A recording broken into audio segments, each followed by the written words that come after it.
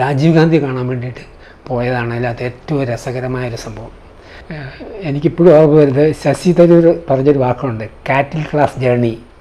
Flying ഓഫീസറായിട്ട് ആസാമിൽ എന്തല്ല ഒരു 2 hours കൂടെ ഫ്ലൈറ്റ് കഴിഞ്ഞാൽ ട്രെയിനിങ് കംപ്ലീറ്റ് ആകുമായിരുന്നു. ആസാമിലെ ഡിസ്പൂരിൽ വെച്ചൊരു അപകടം ഉണ്ടായി. MiG-21 ക്രാഷായി. 8 ദിവസം 10 ദിവസം കഴിഞ്ഞിട്ടാണ് ബോഡി അവിടെ നിന്ന് റിക്കവർ ചെയ്യാൻ പറ്റിയത്. സ്കൂളിനോട് യാത്ര പറഞ്ഞിറങ്ങുമ്പോൾ ഒരു മനുഷ്യനെ തിരിഞ്ഞു നോക്കിയില്ല എന്നുള്ളതാണ്. പിന്നെ നമ്മുടെ സ്കൂളിൽ നിന്ന് പാസ്സായിപ്പോയ കുഞ്ഞുങ്ങൾ ഒക്കെ മിക്കവരും വളരെ നല്ല നിലയിലെത്തി ജീവിത വിജയം നേടിയെന്നുള്ളതൊക്കെ വളരെ സംതൃപ്തി തരുന്ന കാര്യങ്ങളാണ്. കൃഷിയോട് താല്പര്യമുള്ള ആരും ഉണ്ടായിരുന്നില്ല. ഞങ്ങൾ 12 പേരിൽ കൃഷിയോട് താല്പര്യമുള്ള ഒരേ വ്യക്തി ഞാനായിരുന്നു. പറയാൻ കൊള്ളില്ല, എനിക്കത് വിഷമമുണ്ട്. അത് ഇവന് സ്റ്റെപ്പ് ഇറങ്ങി വരുമ്പോഴേ ഒരു അതിനേക്കാളും കരുത്ത് കുറഞ്ഞൊരു കുഞ്ഞിനെ കാല് നീട്ടി വെച്ചിട്ട് മറിച്ചിട്ടു. എനിക്കത് പറഞ്ഞു കഴിഞ്ഞപ്പോൾ ഉണ്ടായൊരു വിഷമം അതിപ്പോഴും എൻ്റെ മനസ്സിൽ കിടപ്പുണ്ട്. അങ്ങനെ ഞാൻ ഒരിക്കലും പറയാൻ പാടില്ലായിരുന്നേ. ഈ ഡോക്ടർ 9ാം ക്ലാസ്സിൽ പഠിക്കുമ്പോൾ ഓണപരീക്ഷയുടെ ആൻസർ പേപ്പർ, ഇംഗ്ലീഷിന് ആൻസർ പേപ്പർ കൊടുക്കുകയാണ്. അപ്പോൾ 49 out of 50. എനിക്കുണ്ടായ ഒരു അത്ഭുതവും സന്തോഷവും എല്ലാം ആയിരുന്നു. കാരണം 49 മാർക്ക് 50 വാങ്ങിച്ചെടുത്തിരിക്കുന്നു. ഞാൻ കരുതിയിരിക്കുന്നത് നമ്മൾ കുട്ടികളെ മത്സരത്തിനും ഇതിനൊക്കെ പങ്കെടുപ്പിച്ച് അവരെ ജഡ്ജ് ചെയ്യുമ്പോൾ പാർഷ്യാലിറ്റി കാണിക്കാതിരിക്കുക, അത് അർഹതയുള്ളവർക്കത് കിട്ടിയെന്ന് ഉറപ്പ് വരുത്തുക.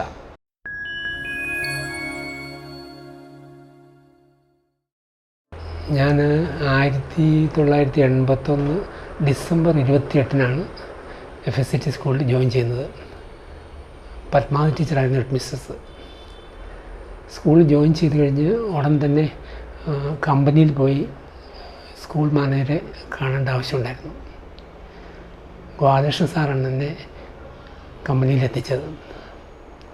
തിരിച്ചു വന്ന് ജൻ സ്റ്റാഫ് റൂമിൽ ഞങ്ങൾ 6-7 പേരുണ്ട്. ജോസഫ് സാറുണ്ട്, വിശ്വാസ് സാറുണ്ട്, John sir, Belayan sir, Kaimal sir ഞാൻ സ്കൂളിൽ ജോയിൻ ചെയ്ത ഏതാണ്ടൊരു 5-6 മാസം മുമ്പ് ജോയിൻ ചെയ്തതാണ്. അങ്ങനെ ഞങ്ങളുടെ താമസം ലേക്ക് വ്യൂ ഹോസ്റ്റലായിരുന്നു. ഒരു സ്കൂളിൽ നിന്നൊരു 2 കിലോമീറ്റർ ദൂരം ഉണ്ടല്ലോ ലേക്ക് വ്യൂയിലേക്ക്. അവിടെ താമസമായ ഒരു വർഷം കഴിഞ്ഞപ്പോഴേക്കും എനിക്ക് ദിവാര സാറിനെ കൂട്ടുകിട്ടി. ദിവാര സാർ 83 ജൂണിലാണ് തോന്നുന്നു സ്കൂളിൽ ജോയിൻ ചെയ്തത്. അതിനുശേഷം ഞങ്ങൾ രാവിലെ ഒരുമിച്ച് ലേക്ക് വ്യൂയിൽ നിന്ന് നടക്കും, സ്കൂളിൽ വരും. വൈകിട്ട് എനിക്ക് NCCയുടെ ചാർജും കൂടെ ഉണ്ടായിരുന്നുകൊണ്ട് അതൊക്കെ കഴിഞ്ഞിട്ട് ദിവാര സാറിന് ട്യൂഷൻ ക്ലാസ് ഉണ്ടാവും. ഞങ്ങൾ ഒരുമിച്ച് ലേക്ക് വ്യൂയിലേക്ക് നടന്നു പോകും. അങ്ങനെ ഞങ്ങൾ 2-3 വർഷം ലേക്ക് വ്യൂയിൽ താമസിച്ചാണ് ജോലിക്ക് വന്നുകൊണ്ടിരുന്നത്. ആ ഇടയ്ക്ക് എൻ്റെ വിവാഹമൊക്കെ കഴിഞ്ഞു 82-ൽ. ഞാൻ എങ്കിലും കുടുംബമായിട്ട് അവിടെ താമസിക്കാൻ പറ്റിയിരുന്നില്ല. ഹോസ്റ്റൽ സൗകര്യം ഉണ്ടായിരുന്നുള്ളൂ, ക്വാർട്ടേഴ്സൊന്നും അന്ന് ലഭ്യമായിരുന്നില്ല. സ്കൂളിൽ വളരെ നല്ലൊരു അന്തരീക്ഷമായിരുന്നു. കുട്ടികളായിട്ടൊക്കെ വളരെ അടുത്തിടപഴകാനുള്ള അവസരം മറ്റേത് സ്കൂളിനേക്കാളും ഇവിടെയാണ് നമുക്ക് ലഭിച്ചുകൊണ്ടിരുന്നത്. ഏറ്റവും രസകരമായൊരു സംഭവം ഉണ്ടായത് 1989-ലാണ്. അന്ന് 9th സ്റ്റാൻഡേർഡിലെ കുട്ടികളായിട്ട് ഞങ്ങൾ ഡൽഹിക്ക് ട്രിപ്പ് പോയി. ഡൽഹി, ഹരിദ്വാർ, ഋഷികേശൊക്കെ പോയി. ലൂക്കാസ് സാറുണ്ടായിരുന്നു, അനന്തശങ്കർ സാറുണ്ടായിരുന്നു, ഗോപാലകൃഷ്ണൻ സാറുണ്ടായിരുന്നു, ജോൺ സാർ, ലേഡി ടീച്ചേഴ്സായിട്ട് ഒരാൾ മാത്രമേ ഉണ്ടായിരുന്നു, ലക്ഷ്മി ടീച്ചർ മാത്രമേ ഉണ്ടായിരുന്നുള്ളൂ. ഞങ്ങൾ രാജീവ് ഗാന്ധി കാണാൻ വേണ്ടിയിട്ട് പോയതാണ് അതിനകത്ത് ഏറ്റവും രസകരമായൊരു സംഭവം.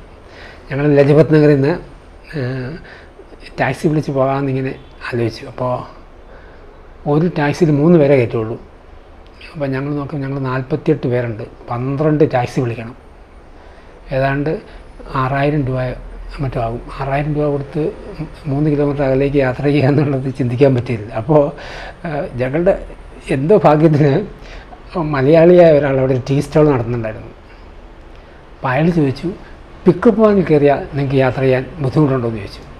ഞങ്ങൾക്ക് പരിചയമില്ലാത്ത സ്ഥലമല്ലേ, ഞങ്ങൾക്കൊരു ബുദ്ധിമുട്ടില്ലെന്ന് പറഞ്ഞു. അപ്പോൾ ഞങ്ങൾ 2 പിക്കപ്പ് വാനിലായിട്ട് വെറും 800 രൂപ കൊടുത്തപ്പോൾ ഞങ്ങളെ 48 പേരെ അവരവിടെ എത്തിച്ചു തന്നു.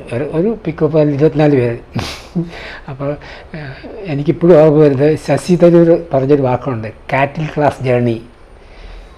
അതാണ് എനിക്കിപ്പോൾ ഓർമ്മ വരുന്നത്. ആ യാത്ര രാജീവ് ഗാന്ധിയെ കാണാൻ വേണ്ടിയിട്ട് പോയതാണ്. പക്ഷേ ഞങ്ങൾക്ക് കണ്ടുമുട്ടാൻ പറ്റിയില്ല. കാരണം ആ സമയത്ത് അവിടെ അദ്ദേഹത്തെ കാണാൻ വേണ്ടിയിട്ട് പഞ്ചാബിൽ നിന്നുള്ളൊരു ടീം അതിനുള്ളിലുണ്ടായിരുന്നു. അവർ കുറേ സമയം അവിടെ ചിലവഴിച്ചപ്പോൾ ഞങ്ങൾക്ക് അന്ന് വൈകിട്ടുള്ള ട്രെയിനിന് മടങ്ങേണ്ടത് കൊണ്ട് അധിക സമയം അവിടെ വെയിറ്റ് ചെയ്യാൻ പറ്റില്ല. 1 മണിക്കൂർ ഞങ്ങൾ കാത്തു നിന്നു. പക്ഷേ അടുത്ത സമയത്തൊന്നും കാണാൻ പറ്റില്ലെന്ന് മനസ്സിലായത് ഞങ്ങൾ അവിടെ നിന്ന് മടങ്ങി പോകുന്നു. ആ യാത്രയിലാണ് ഞങ്ങൾ ഹരിദ്വാറിലും ഋഷികേശിലൊക്കെ പോയത്. ഋഷികേശിൽ നിന്ന് ഹരിദ്വാറിലേക്ക് നടന്നു വന്നതും വളരെ സന്തോഷകരമായ ഒരു ഓർമ്മയാണ്. ഋഷികേശിൽ നിന്ന് ഹരിദ്വാറിൽ എത്തിയതിന് ശേഷമാണ് ലൂക്കാച്ചൻ സാറൊക്കെ ഗംഗാനദിയിലൊന്ന് ഇറങ്ങിക്കയറി. അപ്പോൾ ഇവിടെ വരെ വന്നിട്ട് ഗംഗയിൽ നിന്ന് കുളിച്ചില്ലെങ്കിൽ മോശമാണെന്നൊക്കെ പറഞ്ഞിട്ട് ഞങ്ങളൊക്കെ ഐസ് പോലെ തണുത്ത വെള്ളത്തിൽ ഇറങ്ങാൻ മടിച്ചു. പക്ഷേ ലൂക്കാച്ചൻ സാർ ധൈര്യമായിട്ട് ഇറങ്ങി. അങ്ങനെ വളരെ രസകരമായൊരു ട്രിപ്പായിരുന്നു. 12-14 ദിവസം നീണ്ടുനിന്ന ഡൽഹി ഹരിദ്വാർ ഋഷികേശ് യാത്ര. അതുപോലെ ധാരാളം സംഭവങ്ങളുണ്ട് വളരെ രസകരമായിട്ടുള്ളത്. ഇപ്പോൾ കുട്ടികളെ കൊണ്ട് ടൂറിന് പോകുമ്പോഴും അല്ലാതെ ഔട്ടിങ്ങിനൊക്കെ പോകുമ്പോഴും എല്ലാവരുമായിട്ടും വളരെ സഹകരിച്ച് പോകുന്ന ഒരു രീതിയായിരുന്നു. അതുപോലെ പേരൻസിൻ്റെ ഭാഗത്തു നിന്നൊക്കെ ആണെങ്കിലും അന്നൊക്കെ നല്ല സഹകരണമായിരുന്നു. പിന്നെ NCCയുടെ ചാർജ് ഉണ്ടായിരുന്നപ്പം ക്യാമ്പുകളിലൊക്കെ കുട്ടികളെ കൊണ്ട് പോവുക, അവരുമായിട്ട് സഹവസിക്കുക, അതൊക്കെ ഒരു വളരെ രസകരമായ ഓർമ്മകളാണ്. ഏതാണ്ട് അതിനിടയ്ക്കൊരു വളരെ വിഷമമുള്ളൊരു സംഭവം ഉണ്ടാവുകയും ചെയ്തു. നമ്മുടെ സ്കൂളിൽ നിന്ന് വളരെ മികച്ച രീതിയിൽ പഠിച്ച് പാസ്സായിപ്പോയി NCCയിലൊക്കെ നല്ല മികവാർന്ന പ്രകടനം കാഴ്ചവെച്ചൊരു ജിജു തോമസ് അത് കഴിഞ്ഞ് തേവര കോളേജിൽ ചേർന്നു. തേവര കോളേജിൽ നിന്ന് പ്രീ ഡിഗ്രി പാസ്സായതിന് ശേഷം ഇന്ത്യൻ എയർഫോഴ്സിൽ കിട്ടി. ഫ്ലൈയിങ് ഓഫീസറായിട്ട് ആസാമിൽ ഒരു 2 hours കൂടെ ഫ്ലൈറ്റ് കഴിഞ്ഞാൽ ട്രെയിനിങ് കംപ്ലീറ്റ് ആകുമായിരുന്നു. ആസാമിലെ ഡിസ്പൂരിൽ വെച്ചൊരു അപകടമുണ്ടായി. MiG-21 ക്രാഷായി. 8 ദിവസം 10 ദിവസം കഴിഞ്ഞിട്ടാണ് ബോഡി അവിടുന്ന് റിക്കവർ ചെയ്യാൻ പറ്റിയത്. ബോഡി അവിടുന്ന് ഒരു സ്പെഷ്യൽ എയർഫോഴ്സ് പ്ലെയിനിൽ ഇവിടെ നേവൽ ബേസിലെ എയർപോർട്ട് വന്ന് ഞാനൊക്കെ ആ ബോഡി സ്വീകരിക്കാനായിട്ടാണ് പോയത്. അതൊരു വളരെ ചങ്ക് തകരുന്നൊരു ഓർമ്മയായിരുന്നു. അത്ര മിടുക്കനായൊരു കേഡറ്റായിരുന്നു, നല്ലൊരു സ്റ്റുഡൻ്റായിരുന്നു. അതിൻ്റെ ദാരുണാന്ത്യം അതിപ്പോഴും മനസ്സിലൊരു നൊമ്പരമായിട്ട് കഴിയുന്നു. സഹപ്രവർത്തകരുടെയൊക്കെ നല്ല സഹകരണം ഉണ്ടായിരുന്നു. രാജമ്മ ടീച്ചറും Susie teacher, Saina teacher, Indira teacher എന്നുവേണ്ട എല്ലാ ടീച്ചേഴ്സുമായിട്ട് വളരെ നല്ലൊരു അടുപ്പമായിരുന്നു. എല്ലാവരും ഒരു കുടുംബത്തിലെ അംഗങ്ങളെന്ന പോലെ തന്നെയാണ് എല്ലാവരുമായിട്ട് ഇടപെടുകയിരുന്നത്. അതൊക്കെ ഓർക്കുമ്പോൾ സ്കൂളിൽ പോയപ്പോൾ ഉണ്ടാകുന്നൊരു ബുദ്ധിമുട്ട്. പിന്നെ ഒരു വളരെ സങ്കടകരമായൊരു കാര്യം, സ്കൂൾ ക്ലോസ് ചെയ്തെന്ന് 31 വർഷം, അത് സ്കൂളിൻ്റെ ആരംഭം മുതൽ അവസാനം വരെ അവിടെ ജോലി ചെയ്തിരുന്ന ടീച്ചറാണ് ഹെഡ് മിസ്സസ് ആയിരുന്ന മേരിമ ടീച്ചർ. അപ്പോൾ സ്കൂളിനോട് യാത്ര പറഞ്ഞിറങ്ങുമ്പോൾ ഒരു മനുഷ്യനെ തിരിഞ്ഞു നോക്കിയില്ല എന്നുള്ളതാണ്. സ്കൂൾ മാനേജർ കോണ്ടാക്ട് ചെയ്തപ്പോൾ അദ്ദേഹം പറഞ്ഞു, ഒരു കാര്യം ചെയ്യും, ടീച്ചർ സ്കൂള് പൂട്ടിയിട്ട് താക്കോല എസ്റ്റേറ്റ് ഓഫീസിൽ ഏൽപ്പിച്ചിട്ട് പോയിക്കോളാൻ. നല്ലൊരു അധ്യാപികയായിരുന്നു. ഹെഡ് മിസ്സസ്സായിട്ട് ആണ് റിട്ടയർ ചെയ്യുന്നത്. മറ്റ് സഹപ്രവർത്തകർ ആർക്കും തന്നെ ഒരു അർഹമായ ഒരു യാത്രയപ്പോൾ അവിടെ നിന്ന് കിട്ടിയില്ല എന്നുള്ളത് വളരെ വിഷമമുള്ള കാര്യമാണ്. ആരും അങ്ങോട്ടൊന്ന് എത്തി നോക്കുക പോലും ചെയ്തില്ല. അപ്പോൾ ഒരു ഏപ്രിൽ 30 വൈകുന്നേരം ആയപ്പോൾ, മാർച്ച് 30 വൈകുന്നേരം ആയപ്പോൾ സ്കൂൾ പൂട്ടി എല്ലാവരും പുറത്തിറങ്ങി. അപ്പോൾ സ്കൂൾ സ്റ്റാഫൊക്കെ മിക്കവരും എല്ലാവരും തന്നെ, ഞങ്ങളുടെ 2 പേര് ഒഴിച്ച്, ഞാനും വിശ്വനാഥ് സാർ ഒഴിച്ച് ബാക്കി എല്ലാവരും വീടുകളിലേക്ക് മടങ്ങി. ഞങ്ങൾ 1 മാസം കൂടി കമ്പനി ഓഫീസിൽ പോയിരുന്നു. കാരണം ഞങ്ങൾ മാനേജറിൽ കേഡറിലുള്ളവരായിരുന്നു. വിശ്വനാഥ് സാർ ഞങ്ങൾ പേഴ്സണൽ ഓഫീസിൽ 1 മാസം അവിടെ പോകും, വെറുതെ ഇരിക്കും, വൈകുന്നേരം പോരും. അങ്ങനെ 30 ആയപ്പോൾ ഞങ്ങളെ റിലീവ് ചെയ്തു. അങ്ങനെ ഒരു വലിയ കാലഘട്ടം വളരെ വിഷമത്തോടു കൂടി ആ സ്കൂളിൻ്റെ പടിയിറങ്ങേണ്ടി വന്നു എന്നുള്ളതാണ് ഒരു വളരെ വിഷമിപ്പിച്ച കാര്യം. ശരിക്കും പറഞ്ഞാൽ ദിവാകർ സാറായിരുന്നു എൻ്റെ സന്തത സഹചാരി. ഞങ്ങൾ ഒരുമിച്ചാണ് താമസം. ഒരു 3 വർഷത്തോളം ഒരുമിച്ച് ലേക്ക് ഹോസ്റ്റലിലായിരുന്നു താമസം. രാവിലെ ഒരുമിച്ച് സ്കൂളിലേക്ക് വരും, വൈകിട്ട് NCCയുടെ പ്രോഗ്രാമൊക്കെ കഴിഞ്ഞ് ദിവാസാറ് ട്യൂഷൻ ക്ലാസ് എടുക്കുന്നത് കഴിഞ്ഞ് ഞങ്ങൾ ഒരുമിച്ച് മടങ്ങിപ്പോവും. പോകുന്ന വഴിക്ക് അവിടെ ഒരു തിയേറ്ററുണ്ട്. തിയേറ്ററിൻ്റെ പേര് ഞാൻ മറന്നുപോയി. സ്കൂൾ സുദർശൻ തിയേറ്ററിൽ ചിലപ്പോഴൊക്കെ കയറിയൊരു സിനിമയൊക്കെ കാണും. അത് കഴിഞ്ഞിട്ട് 8:30-9 മണിയാകുമ്പോഴേക്കും ഹോസ്റ്റലിലേക്ക് മടങ്ങിപ്പോകും. അങ്ങനെ ദിവാര സാറുമായിട്ട് അന്ന് മുതലുള്ള ആ സൗഹൃദം അതൊട്ടും കുറവില്ലാതെ ഇപ്പോഴും അതേപോലെ തന്നെ നിലനിൽക്കുന്നുണ്ട്. പിന്നെ മിക്ക ടീച്ചേഴ്സുമായിട്ട് ഇപ്പോഴും ഞങ്ങൾ പരസ്പരം ഫോണിലാണെങ്കിലും ബന്ധപ്പെടാറുണ്ട്. സതീശ് മാഷ്, അതുപോലെ ഗോപാലകൃഷ്ണൻ സാറ്, ജോൺ സാറ്, അവരുമായിട്ടൊക്കെ ഇപ്പോഴും വളരെ അടുത്ത സൗഹൃദമാണല്ലോ. അനന്തസിംഗ് സാർ അല്പം നേരത്തെ സ്കൂളിൽ നിന്ന് പോയിരുന്നു തോന്നുന്നു. 2001 അദ്ദേഹം ഇവിടുന്ന് പുറത്തേക്ക് പോയതാണ്. എങ്കിലും അദ്ദേഹമായിട്ടും ഒക്കെ വളരെ നല്ല സൗഹൃദത്തിലാണ്. ജോസഫ് സാറുമായിട്ടും വേലായൻ സാറിൻ്റെ വേർപാടൊരു വിഷമമുണ്ടാക്കി. അതുപോലെ തന്നെ Joseph sir, Lukachan sir, Mary Mathew teacher അവരൊക്കെ കടന്നുപോയപ്പോൾ വളരെ വിഷമമുണ്ട്. അടുത്തടുത്താണ് ജോസഫ് സാറും ലൂക്കാച്ചൻ സാറും ഒക്കെ കടന്നുപോയത്. മേരി മാത്യു ടീച്ചർ അപ്രതീക്ഷിതമായിട്ടാണ് മേരി മാത്യു ടീച്ചറിൻ്റെ വേർപാടുണ്ടായത്. പിന്നെ ഇന്ദിര ടീച്ചർ പോയി. അങ്ങനെ വേദനിപ്പിക്കുന്ന ഓർമ്മകൾ ധാരാളമുണ്ട്. പക്ഷേ കുട്ടികളുമായിട്ടുള്ള ഇടപെടൽ അത് ഒന്ന് വേറെയായിരുന്നു. ഒരു സുഹൃത്തുക്കളോടെന്നുള്ള രീതിയിലായിരുന്നു അവരുമായിട്ട്. അവരാണെങ്കിലും വളരെ അടുത്തിടപഴകാനൊക്കെ വളരെ താല്പര്യം കാണിച്ചിരുന്നു. അപ്പോൾ മറ്റ് സ്കൂളിൽ നിന്ന് വളരെ വ്യത്യസ്തമായ ഒരു സ്കൂളായിരുന്നു എല്ലാ കാര്യങ്ങളിലും. ഇപ്പോൾ കലാകാര്യങ്ങളിലാണെങ്കിലും കായികമായിട്ടുള്ള കാര്യങ്ങളിലാണെങ്കിലും ധാരാളം കുട്ടികളിൽ താല്പര്യത്തോടെ പങ്കെടുക്കുകയും അവരെയൊക്കെ പ്രോത്സാഹിപ്പിക്കുകയും ചെയ്യുന്ന ഒരു സ്കൂളായിരുന്നല്ലോ. അപ്പോൾ സ്കൂൾ ഓർക്കസ്ട്ര ആണെങ്കിൽ വർഷങ്ങളോളം സ്റ്റേറ്റിൽ 1ാം സ്ഥാനം നേടിയിരുന്നതിൻ്റെ പിന്നിൽ നമ്മുടെ ജോസഫ് സാറിൻ്റെ മക്കളൊക്കെ അഹോരാത്രം പ്രവർത്തിച്ചിട്ടുള്ളവരാണ്. ലൂക്കാച്ചൻ സാറിൻ്റെ നല്ല പിന്തുണ അതിനുണ്ടായിരുന്നു. അപ്പോൾ അങ്ങനെ സ്കൂളിൻ്റെ നല്ല കാലങ്ങളിലൊന്നായിരുന്നു ലൂക്കാച്ചൻ സാറിൻ്റെ കാലഘട്ടം. അതിനുശേഷം കുട്ടികളുടെ എണ്ണത്തിലൊക്കെ കുറച്ച് കുറവൊക്കെ ഉണ്ടായി. അങ്ങനെ കമ്പനിയും നഷ്ടത്തിലായി വന്നു. അപ്പോൾ മറ്റു മാർഗങ്ങളൊന്നും ഇല്ലാത്തതുകൊണ്ടാണെന്ന് തോന്നുന്നു സ്കൂള് പൂട്ടാനും പ്രൈവറ്റ് ഏജൻസി ഏൽപ്പിക്കാനൊക്കെ കമ്പനി തയ്യാറായത്. അപ്പോൾ പിന്നെ നമ്മുടെ സ്കൂളിൽ നിന്ന് പാസ്സായിപ്പോയ കുഞ്ഞുങ്ങൾ ഒക്കെ മിക്കവരും വളരെ നല്ല നിലയിലെത്തി ജീവിത വിജയം നേടിയെന്നുള്ളതൊക്കെ വളരെ സംതൃപ്തി തരുന്ന കാര്യങ്ങളാണ്. പിന്നെ ഇടയ്ക്കിടയ്ക്ക് ഇതിൽ പലരുമായിട്ടും ഇടപഴകാനും സംസാരിക്കാനൊക്കെ അവസരം കിട്ടാറുണ്ട്. അപ്പോൾ അതൊക്കെ ഓർക്കുമ്പോൾ വലിയ സന്തോഷമാണ്. പിന്നെ ആ സ്കൂളില്ലെന്നായി പോയല്ലോ എന്ന് ഓർക്കുമ്പോൾ ഒരു വലിയ നഷ്ടബോധം. അത്ര നല്ല ഭംഗിയായിട്ട് പ്രവർത്തിച്ചിരുന്നൊരു സ്ഥാപനം പെട്ടെന്നില്ലെന്നായപ്പോൾ. അപ്പോൾ MKK നായർ തുടങ്ങി വെച്ച ഒരു സ്ഥാപനം അദ്ദേഹം പോയതുകൂടി ഒന്നുമല്ലെന്നായല്ലോ എന്നുള്ളൊരു വലിയ വിഷമമുണ്ട്. ഇത്ര നല്ല രീതിയിൽ പ്രവർത്തിച്ചിരുന്നൊരു സ്ഥാപനം ഉടൻ തന്നെ പൂട്ടിക്കെട്ടിയപ്പോൾ ഉണ്ടായ ആ മനോവിഷമം അതിപ്പോഴും മനസ്സിൽ മായാതെ കിടക്കുകയാണ്. ടീച്ചേഴ്സ് ക്വാർട്ടേഴ്സ് ഞാൻ ഏതാണ്ട് 5 വർഷത്തോളം ഉണ്ടായിരുന്നു. 501 ക്വാർട്ടേഴ്സ് നമ്പർ 501 എൻ്റെ ബ്ലോക്ക് നമ്പർ.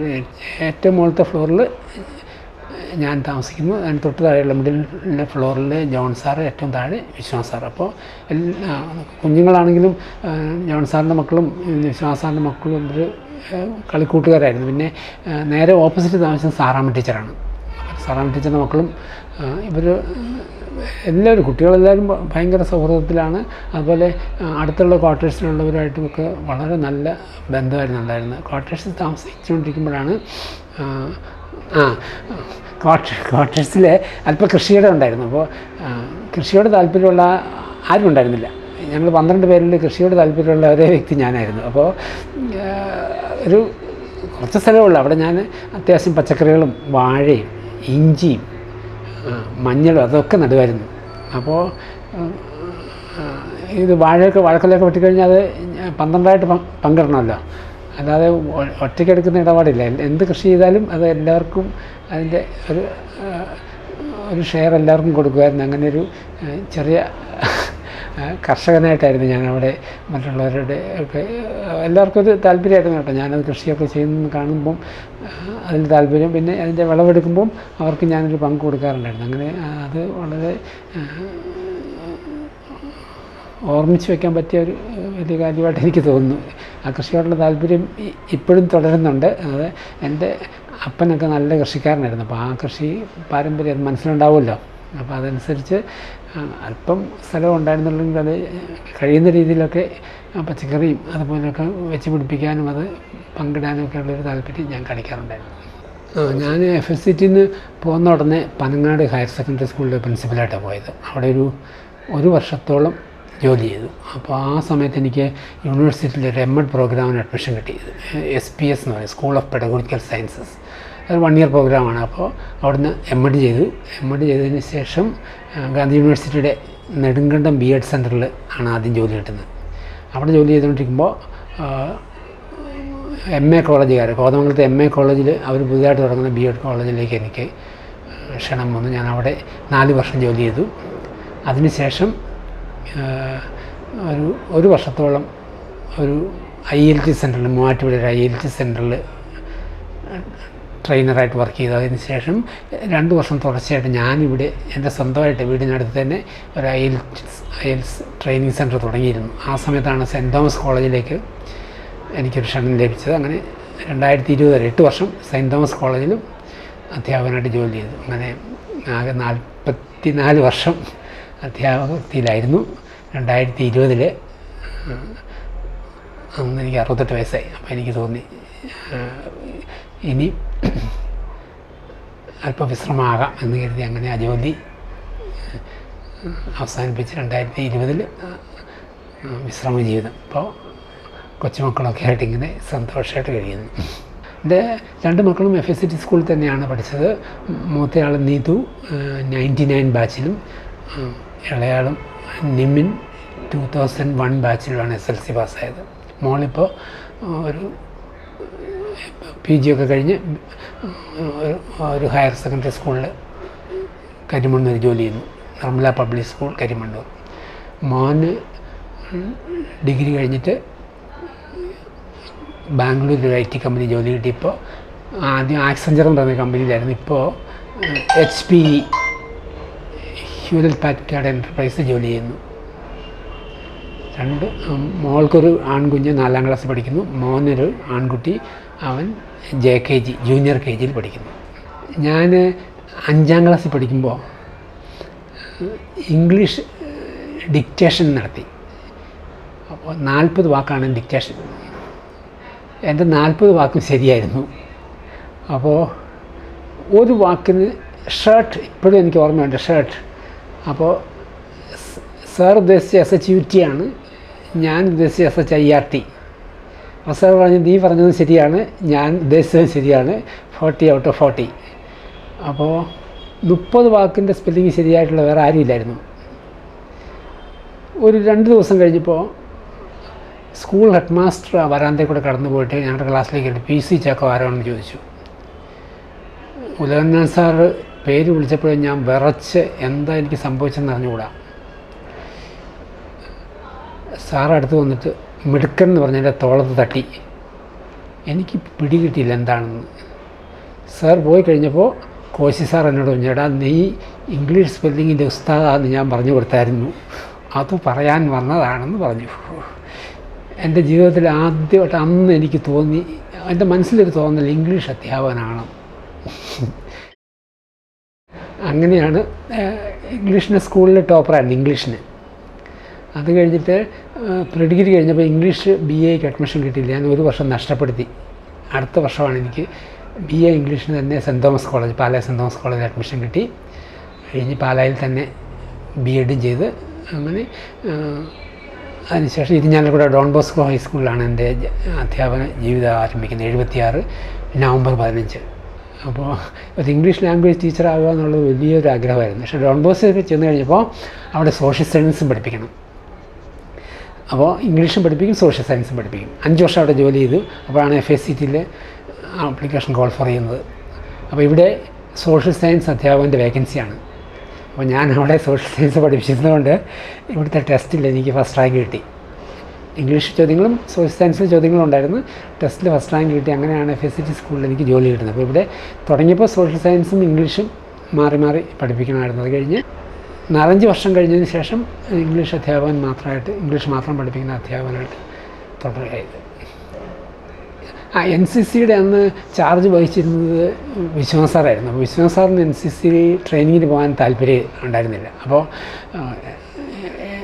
ഞാൻ അധ്യാപകനായിട്ട് ജോയിൻ ചെയ്ത് കഴിഞ്ഞപ്പോൾ പത്മ ടീച്ചർ എന്നോട് പറഞ്ഞു NCCയുടെ ചാർജ് കൂടെ വഹിക്കണം. അപ്പോൾ എനിക്കതിൽ താല്പര്യം തോന്നി. അങ്ങനെ 82 NCC ട്രെയിനിങ്ങിന് പോയി 22 വർഷം NCC ഓഫീസറായിട്ടും ജോലി ചെയ്ത്. സീനിയർ ഓഫീസർ, ഫസ്റ്റ് ഓഫീസറായിട്ടാണ് NCCന്ന് പിരിയുന്നത്. ആ സ്കൂൾ ക്ലോസ് ചെയ്തപ്പോൾ NCCന്ന് ഒഴിവാകണമല്ലോ. അങ്ങനെയാണ് NCC വലിയ താല്പര്യമായിട്ട് പോയതല്ല. എങ്കിലും എനിക്ക് താല്പര്യം കുറവൊന്നുമില്ലായിരുന്നു. ടീച്ചർ ഇങ്ങനെ ചോദിച്ചു, മിസ്സസ് ചോദിച്ചു NCC ട്രെയിനിങ് പോകാൻ പറ്റുമോ? ഞാൻ പോകാം എന്ന് പറഞ്ഞ് അങ്ങനെ വോളണ്ടിയർ ചെയ്ത് തന്നെയാണ് NCCയുടെ ട്രെയിനിങ് കഴിച്ചത്. അങ്ങനെ 22 വർഷം NCCയുടെ ഓഫീസറായിട്ട് ജോലി ചെയ്ത്. ആ സമയത്തിനുള്ളിൽ 2 കുട്ടികൾ റിപ്പബ്ലിക് ഡേ പരേഡിൻ്റെ സെലക്ഷനും കിട്ടി. നമ്മുടെ സ്കൂളിൽ നിന്ന് 2 പേർക്ക് റിപ്പബ്ലിക് ഡേ പങ്കെടുക്കാനായിട്ട് സാധിച്ചു. ഒന്നേ അടിക്കുള്ളായിരുന്നു. ഞാൻ ഒരടി അടിച്ചാൽ വടി ഞാൻ തിരിച്ചു കൊടുത്തു വിടും, കാരണം പിന്നെ അടിക്കാൻ തോന്നരുത്. അങ്ങനെയായിരുന്നു. അങ്ങനെ ഒരു കുസൃതിക്കാരൻ എനിക്കങ്ങനെ ഓർമ്മ വയ്ക്കുന്നത് പിന്നെയുള്ള ബിനേഷിനെയാണെന്ന് ഓർക്കണേ. അവനെ ഞാനൊന്ന് പറയാൻ കൊള്ളില്ല, എനിക്കത് വിഷമമുണ്ട്. അത് ഇവന് സ്റ്റെപ്പ് ഇറങ്ങി വരുമ്പോഴേ അവനേക്കാളും കരുത്ത് കുറഞ്ഞൊരു കുഞ്ഞിനെ കാല് നീട്ടി വെച്ചിട്ട് മറിച്ചിട്ടു. ആ കുഞ്ഞ് സ്റ്റെപ്പിൽ താഴോട്ട് വീണു. സ്റ്റെപ്പ് ഇറങ്ങി വരുമ്പോഴാണേ. അപ്പോൾ ഈ ബിനേഷിന് കാലിന് ഇത്തിരി വൈകല്യമുള്ള ആളാണല്ലോ. ഞാൻ എൻ്റെ മറ്റേ കുഞ്ഞ് വീഴുന്നത് കണ്ടു കഴിഞ്ഞപ്പോൾ എനിക്ക് ഒരു വിഷമം. ഈ 1.5 കാലം വെച്ചുകൊണ്ട് നീ എന്താടാ, എനിക്കത് പറഞ്ഞു കഴിഞ്ഞപ്പോൾ ഉണ്ടായൊരു വിഷമം അതിപ്പോഴും എൻ്റെ മനസ്സിൽ കിടപ്പുണ്ട്. അങ്ങനെ ഞാൻ ഒരിക്കലും പറയാൻ പാടില്ലായിരുന്നേ.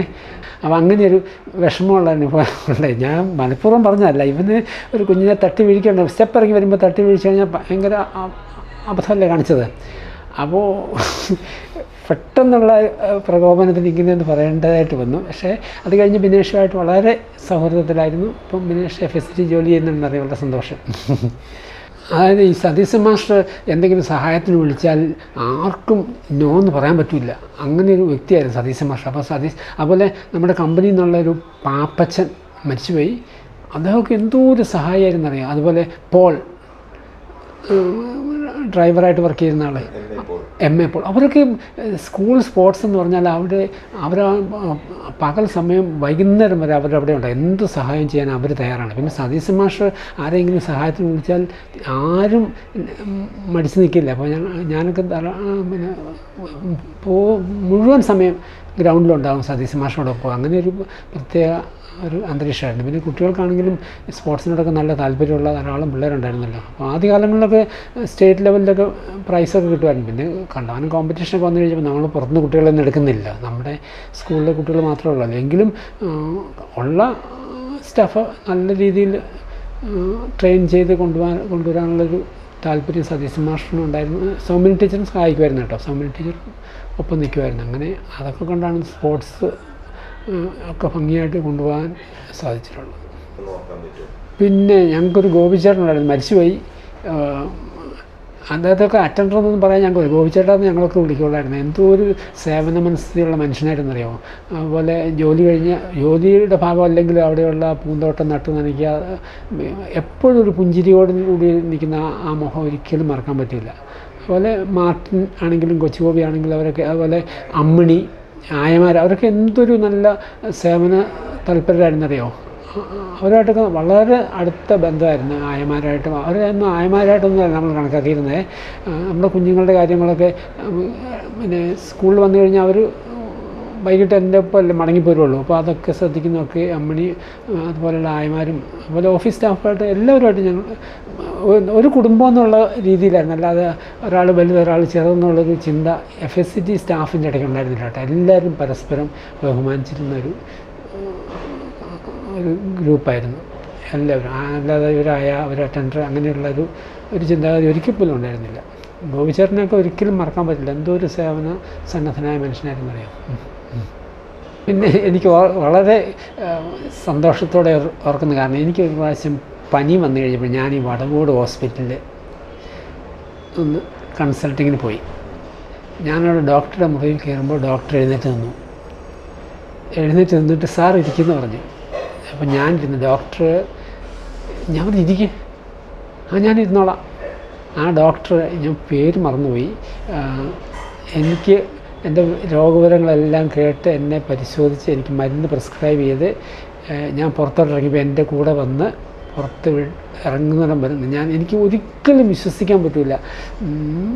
അത് കഴിഞ്ഞ് പുറത്തിറങ്ങി കഴിഞ്ഞപ്പോഴാണ് ഞാൻ ഓർമ്മിക്കുന്നത്, ഈ കൊച്ച്, ഞാൻ പേര് ഓർമ്മിക്കുന്നില്ല, ഈ ഡോക്ടർ 9ാം ക്ലാസ്സിൽ പഠിക്കുമ്പോൾ ഓണപരീക്ഷയുടെ ആൻസർ പേപ്പർ, ഇംഗ്ലീഷിന് ആൻസർ പേപ്പർ കൊടുക്കുകയാണ്. അപ്പോൾ 49 ഔട്ട് ഓഫ് 50, സെക്കൻഡ് ഹയസ്റ്റ് 44 ആണ്, ഇത് 49 ഔട്ട് ഓഫ് 50. അപ്പോൾ ഞാൻ നോക്കി, എനിക്കൊരു ഓർമ്മയും കിട്ടിയില്ല, ഇങ്ങനെ എത്ര ബ്രില്യൻ്റായിട്ടൊരു കൊച്ച് ഈ ക്ലാസ്സിലുണ്ടായിരുന്നു. 49 ഔട്ട് ഓഫ് 50. അപ്പോൾ ഞാൻ അടുത്ത് വിളിച്ചു. എനിക്കുണ്ടായ ഒരു അത്ഭുതവും സന്തോഷവും എല്ലാം ആയിരുന്നു. കാരണം 49 മാർക്ക് 50 വാങ്ങിച്ചെടുത്തിരിക്കുന്നു. അപ്പം മനഃപൂർവ്വം അല്ലെങ്കിലും ഒരു പ്രത്യേക പരിഗണന ആ കുഞ്ഞിന് കിട്ടിക്കാണുമെന്ന് തോന്നുന്നു. അത് മറന്നിട്ടില്ല. ഞാൻ വർഷങ്ങൾക്ക് ശേഷം, എനിക്ക് കണ്ടിട്ട് മനസ്സിലായില്ലായിരുന്നു ഈ ഡോക്ടറുടെ ഈ കുഞ്ഞാണ് പിന്നീട് ഡോക്ടറായിട്ട് വന്നത്. എനിക്ക് എൻ്റെ കണ്ണ് നിറയുന്നു അത് ഓർക്കുമ്പോഴേ. കൊച്ചിൻ്റെ പേര് ഞാൻ മറന്നു. അത് കഴിഞ്ഞ് 6 മാസം ഇവിടെ ഇരുന്നുള്ള, അത് കഴിഞ്ഞപ്പോൾ PGക്ക് അഡ്മിഷൻ കിട്ടി, ഇവിടുന്ന് പോയി. പേര് ഞാൻ ഓർമ്മിക്കുന്നില്ല. ഞാൻ കരുതിയിരിക്കുന്നത്, നമ്മൾ കുട്ടികളെ മത്സരത്തിന് ഇതിനൊക്കെ പങ്കെടുപ്പിച്ച് അവരെ ജഡ്ജ് ചെയ്യുമ്പോൾ പാർഷ്യാലിറ്റി കാണിക്കാതിരിക്കുക. അത് അർഹതയുള്ളവർക്ക് അത് കിട്ടിയെന്ന് ഉറപ്പ് വരുത്തുക. പല കോമ്പറ്റീഷനും ഒക്കെ എൻ്റെ മക്കളൊക്കെ പങ്കെടുക്കാറുണ്ട്. മോളൊക്കെ ഇംഗ്ലീഷിൻ്റെ എസ്സേ റൈറ്റിങ്ങിന് അതിനൊക്കെ നന്നായിട്ട് പെർഫോം ചെയ്യുന്ന ആളാണ്. ഞാനത് 4 പേരെ കൊണ്ട്, മോൾക്ക് ഫസ്റ്റ് കിട്ടിയാൽ ഞാൻ രണ്ടാമതൊന്നും കൂടി അത് ജഡ്ജ് ചെയ്യിച്ചിട്ട് പ്രൈസ് കൊടുക്കാറുള്ളായിരുന്നു. കാരണം ഒരു വേർതിരിവ് കാണിക്കുന്നത് ഒരിക്കലും ശരിയല്ല എന്ന് വിശ്വസിച്ചിരുന്ന ഒരാളാണ്. ഞാനൊരിക്കലും ചെയ്തിട്ടില്ല.